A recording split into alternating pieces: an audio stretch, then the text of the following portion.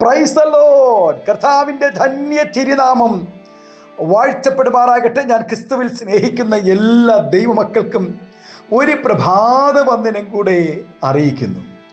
116 സങ്കീർത്തനക്കാരൻ പാടുന്നു, യഹോവ എൻ്റെ പ്രാർത്ഥനയും യാചനകളും കേട്ടതുകൊണ്ട് ഞാൻ അവനെ സ്നേഹിക്കുന്നു.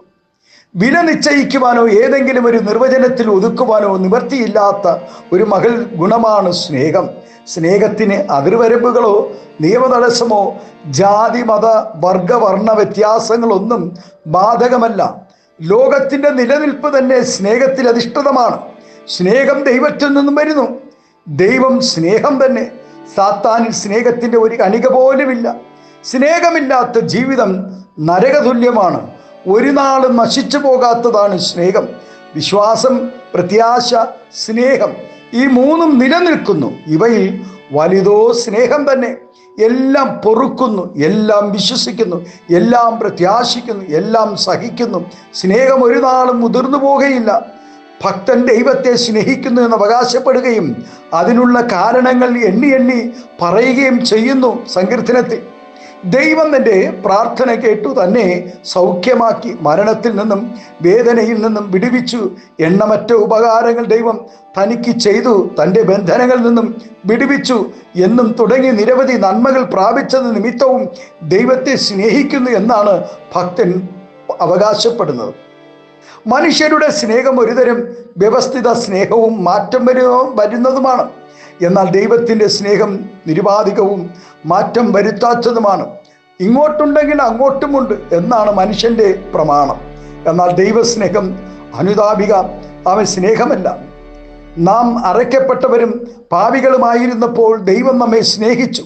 സ്നേഹത്തിൻ്റെ വ്യാപ്തി നമുക്ക് ദൈവത്തിൽ മാത്രമാണ് കാണുവാൻ കഴിയുന്നത്. യേശു ശീമോൻ പത്രോസിനോട്, യോഹന്നാന്റെ മകനായ ശീമോനെ, നീ ഇവരിൽ അധികമായി എന്നെ സ്നേഹിക്കുന്നുവോ എന്ന് ചോദിച്ചു. അതിനവൻ, ഉവ്വ് കർത്താവേ, എനിക്ക് നിന്നോട് പ്രിയമുണ്ട് എന്ന് നീ അറിയുന്നുവല്ലോ എന്ന് പറഞ്ഞു. ദൈവസ്നേഹത്തിൻ്റെ ആഴവും പരപ്പും നാം നമ്മുടെ തീരുമാനങ്ങളിൽ കൂടെ പ്രകടമാക്കണം. പരിജ്ഞാനത്തെ കവിയുന്ന ക്രിസ്തുവിൻ സ്നേഹത്തെ അറിയുവാനും പ്രാപ്തരാവുകയും ദൈവത്തിൻ്റെ എല്ലാം നിറവോളം തികഞ്ഞു വരികയും വേണമെന്നും പ്രാർത്ഥിക്കുന്നു എന്ന് എഫേസ്യർക്ക് ലേഖനം എഴുതുമ്പോൾ പൗലോസ് എഴുതുവാനിടയായി. നാം വെറും വാക്കുകൊണ്ട് മാത്രം സ്നേഹിക്കാതെ പ്രവർത്തികൾ കൂടെ ദൈവത്തെ സ്നേഹിക്കണം. ദൈവത്തിൽ നിന്നും എല്ലാ നന്മകളും അനുഭവിച്ചിട്ടും നാം അവനെ സ്നേഹിക്കുന്നില്ലെങ്കിൽ അവനെപ്പോലെ ശപിക്കപ്പെട്ടവർ വേറെ ഉണ്ടാവുകയില്ല. ഒരു വ്യക്തിക്ക് ഒരേ സമയം ദൈവത്തെയും ലോകത്തെയും ഒരുപോലെ സ്നേഹിക്കുവാനോ സേവിക്കുവാനോ കഴിയുകയില്ല. പ്രാർത്ഥന സ്നേഹത്തേക്കാൾ ഉപരിയായി നാം ഇന്ന് കാണുന്നത് കപട സ്നേഹങ്ങളാണ്. കാര്യസാധ്യത്തിന് വേണ്ടി മാത്രമുള്ള സ്നേഹം. ദൈവത്തോട് അടുത്തു വരുന്നവർ കാര്യസാധ്യത മാത്രം ആഗ്രഹിക്കുന്നവർ. സൗഖ്യമാകണം, വീട് വെക്കണം, ജോലി ലഭിക്കണം, കുഞ്ഞുങ്ങളുടെ വിവാഹം നടക്കണം. അവർ ആഗ്രഹിക്കുന്ന പ്രാർത്ഥനയുടെ മറുപടികൾ ലഭിച്ചു കഴിഞ്ഞാൽ പിന്നെ ആലയം മാറും. പ്രാർത്ഥനാ ജീവിതം പിന്നെ നഷ്ടമാകും. പിന്നെ ദൈവം വേണ്ട, വിശുദ്ധിയും വേർപാടും വേണ്ട. അങ്ങനെ ദൈവത്തിൽ നിന്നും അകലും. അത്തരം സ്നേഹവും ഇന്ന് നിലനിൽക്കുന്നുണ്ട്.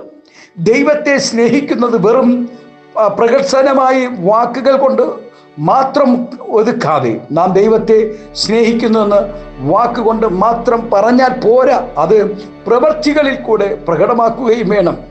ആകയാൽ പ്രിയ ഈ ദൈവ പൈതലേ, ഈ പ്രഭാതം നമ്മുടെ സ്നേഹം ദൈവം നമ്മെ സ്നേഹിച്ചതുപോലെ തിരിച്ചും കർത്താവ് തൻ്റെ സ്നേഹം ക്രൂശിൽ വെളിപ്പെടുത്തിയതുപോലെ നമുക്കും നിർവ്യാജ സ്നേഹത്തോടെ ദൈവത്തെ സ്നേഹിക്കുവാൻ ഈ പ്രഭാതം നമുക്ക് അടുത്തു ചെല്ലാം. നമ്മുടെ കണ്ണുകളെ ദൈവത്തിൽ അടയ്ക്കാം. ഹല്ലേലൂയ, സ്തോത്രം.